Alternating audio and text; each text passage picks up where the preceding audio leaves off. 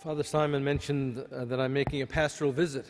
A pastoral visit is really a way for a bishop to come to a parish and to have an appreciation of what's happening in a parish, but also so that the parish can have an appreciation of what's happening in the diocese.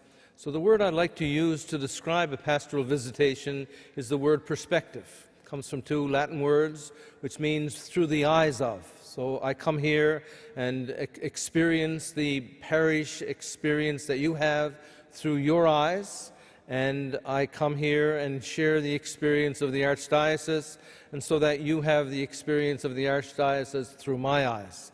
And so it's a real sharing of perspectives, so that we can have a situation where we have a greater appreciation of the relationship that we have together.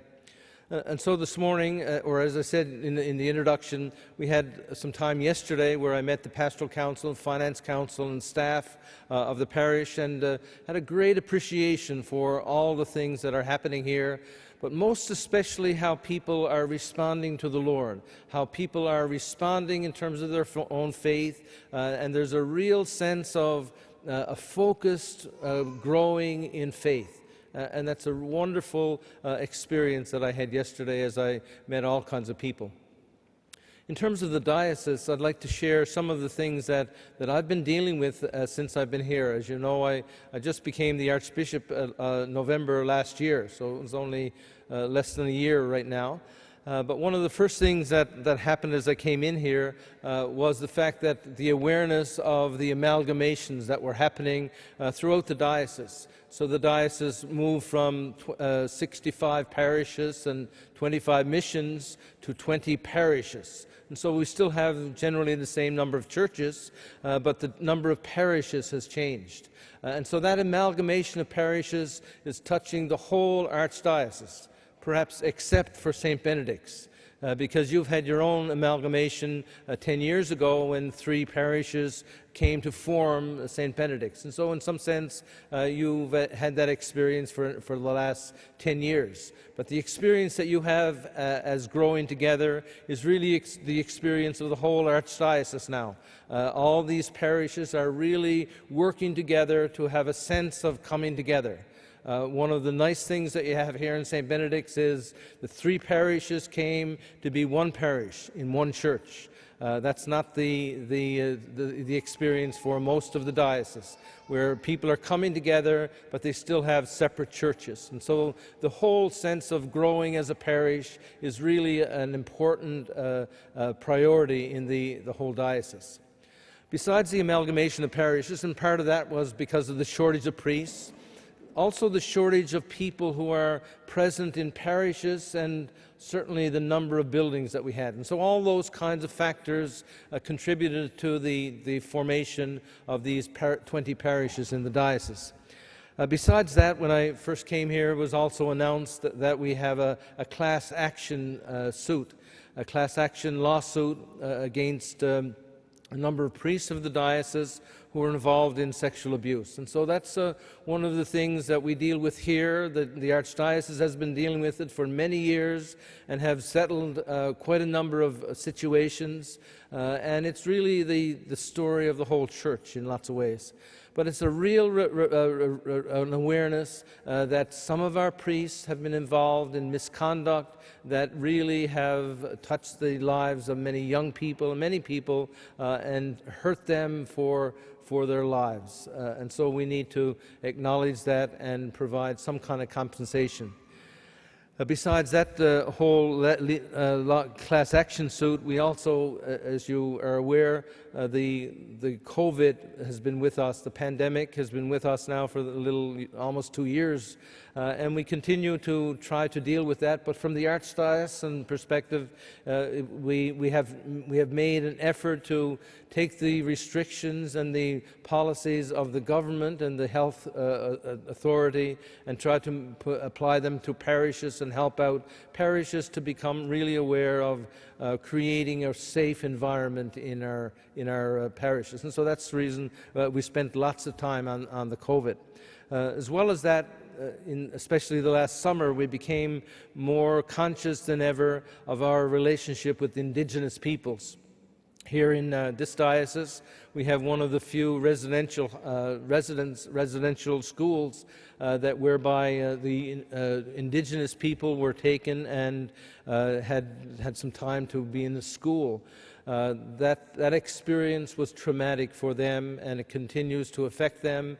And so we need to, as a whole country, and certainly as our own diocese, to be able to have a greater and renewed relationship with our Indigenous people. And we're working on that. And this past week we had some great news that our Holy Father has decided to come and visit Canada, and he will come and visit especially the Indigenous people. The details of that trip are still being worked out. Besides those issues, when I first came here in January, we set 4 priorities for the Archdiocese. One was parish identity, as I already mentioned, the importance of creating and having a sense of identity as a parish. We also worked on homelessness, and here in St. Benedict's, I know you've responded to that very generously, as you've made available 10% of the ordinary income of your parish to be available for those who are in need. And that's a wonderful and inspiring response of the parish. The other 2 priorities in the parish, in the diocese, have been evangelization and catechesis. I know as well here in St. Benedict's, the whole focus on evangelization, especially through Alpha program, has been quite inspiring again, and then that connected to growing in our faith through life groups and through connect groups is really a way for us to grow in terms of our catechesis. And so those are some of the issues that we've been dealing with in the diocese, and you've been working here in the parish, and I'm very grateful for being able to share that perspective yesterday. I'd like to say a few words on our gospel today.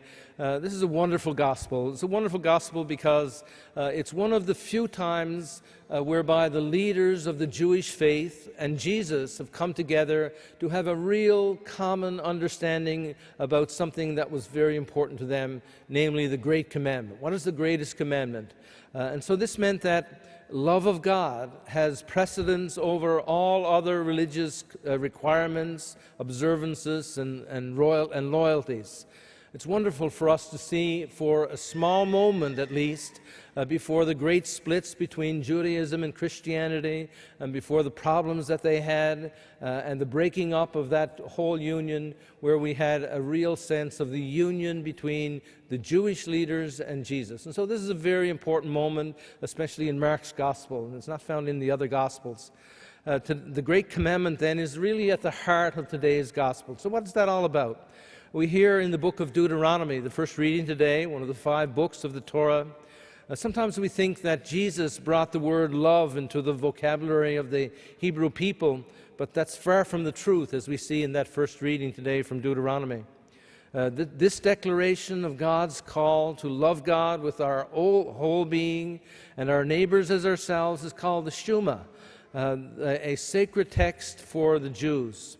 The scribe who asked Jesus that question about the greatest commandment agrees with Jesus. And that's that moment of real union between the Jewish leaders and Jesus that we need to hold on to as something very special in Mark's Gospel.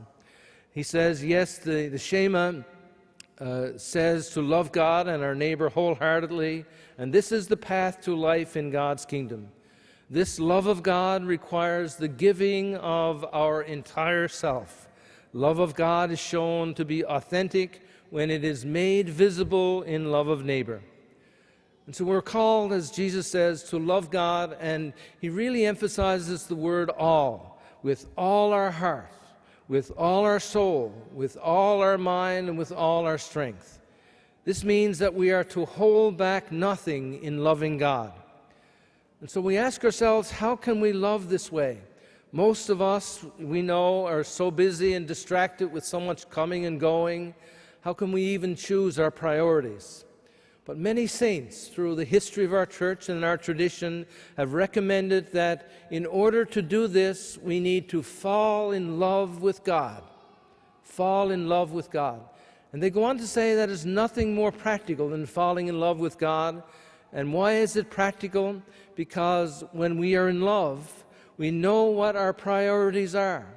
We know each day how we can devote our time and our talents, and when we are in love, we find time to nourish those important relationships. This is very human, and we take it for granted. For instance, a mother looks at her child not only with understanding that the child will grow to adulthood, but with an understanding that the child must be loved. And it is love that brings this child through life. And because the emphasis is on love, she finds time to nourish the relationship with that child. This gospel invites us to fall in love with God, to stay in love with God, and it will decide everything. In reality, this is really one of the goals of the Christian life, to learn to fall in love with God. So what does this mean? We often emphasize the idea of teaching people about God. How do we explain God, and how do we explain this aspect about our faith and this aspect about our religion? This is really a useless exercise, because it doesn't reach into one specific area that Jesus again and again speaks of, and pay no attention to it. He says, love one another as I have loved you. We need to love God. We need to be taken up by God's generosity, God's mercy, God's love for us, God's compassion for us. After the resurrection, Jesus appeared to Simon Peter, and he says, do you love me? And Simon Peter responds, you know I love you. Love is what drives the church on, and love is how we are to judge ourselves, to measure ourselves, and to measure our own response. Not do you understand, or not have you read these books, but we are called to how to be loving people. And of course, that's what Jesus does. Jesus has come to teach us how to love, because we don't know how. We think we know, but we don't know, because love gives, love doesn't take. There's nothing in love that takes. It only gives and gives. And that's the reason why we worship God, because God is a giver. God doesn't take anything from us. God gives and gives and continues to give. And this is what God expects of us as Christians. We're called to love God totally, because that is what God has done first of all to us. He loved us with full heart and strength and mind. Such a God will come to the help of the broken and displaced, because that's really the nature of God. So we're not called to figure out what will I get out of this? Will I go to heaven? Will I get this? Or will I this is really a waste of time. What really matters is, when I learn to love, will I learn to appreciate? Will I learn to walk through life knowing that everyone that I see is my brother or my sister, and we are linked together in one long march through this life into eternal life? We are asked then to respond from our heart and soul and strength, already touched and transformed by God's love. The transformation caused by God's love is so profound that it flows from us toward God and is expressed in a visible way in our love for neighbor. Do we prioritize our love of God over other things? How do we give time, talent, and treasure to building and sustaining our relationship with God? How dedicated and committed are we in our faith communities? We may claim to be loving, but most times our love is limited to our circle of family and friends. An unreserved love for neighbor goes beyond family and friends to the care of the needy. The question is, can we love? Are we afraid to love? Are we running away from love? Or are we going to follow Jesus' love, which finally leads to the cross? Jesus dies on the cross to tell us that there is only love in life, and it carries us through life into eternity.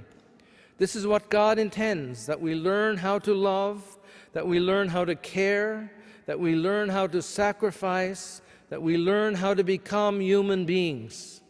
And in all of this, we are privileged to know that it is Jesus who has taught us, his children, and continues to teach us, because he is with us all our days. And the one thing that he is teaching us is how to love. And so as we celebrate this Eucharist, that Jesus gave himself out of love, we celebrate his self-giving, and as a result are inspired to love God with all our heart, with all our soul, with all our mind, with all our strength, and to allow that love to overflow to our neighbor.